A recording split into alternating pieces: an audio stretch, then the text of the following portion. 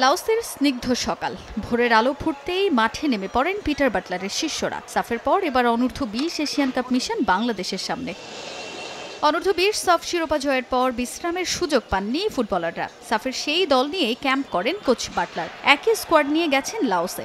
সাম্প্রতিক ফর্ম আর র্যাঙ্কিং বিবেচনায় লাল সবুজ এগিয়ে লাওসের বিপক্ষে। প্রথম ম্যাচে মাঠে নামার আগে বেশ কয়েকদিন সময় পায় বাংলাদেশ দল। লাওসে দ্বিতীয় দিনের মতো অনুশীলন করেছে লাল সবুজ।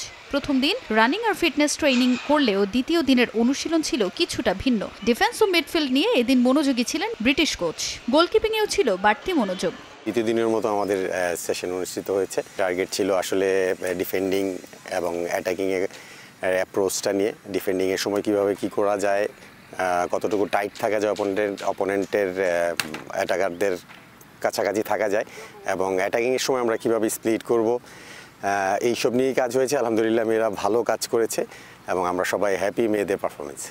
দলে কোনো ইনজুরি সমস্যা নেই, ফুটবলাররাও আছেন চনমনে। প্রথম ম্যাচ জিতে বাছাই পর্বে তাই শুভ সূচনা করার লক্ষ্য বাংলাদেশের। আমাদের টার্গেট তো আসলে আমরা চূড়ান্ত পর্বে খেলবো। এখন আমরা match by match এগুচ্ছি।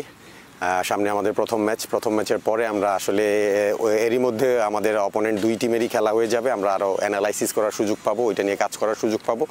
So hopefully দেখা যাক কী হয় সামনের ম্যাচগুলোতে।